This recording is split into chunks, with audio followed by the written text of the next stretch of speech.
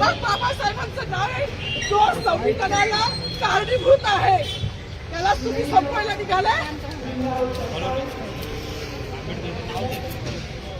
पालकमंत्र्यांची फार मोठी चूक आहे मॅडम, माफी मागणार नाही, पण पालकमंत्र्यांची ही चूक पदरात घ्यावी.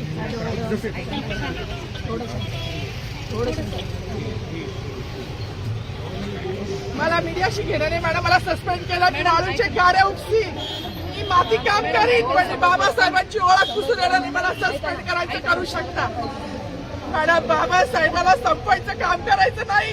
26 जानेवारी 15 ऑगस्ट मध्ये मी नाही मानत, पण लोकशाही मॅडम तुम्ही सुद्धा संविधानामुळे आहात, पालकमंत्री सुद्धा पालकमंत्री संविधानामुळे आहे.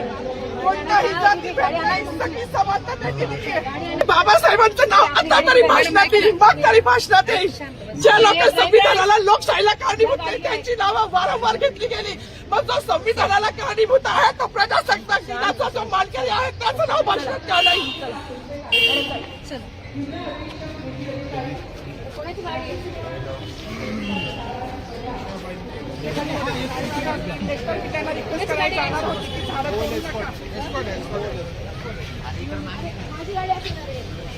सागर आता थोडी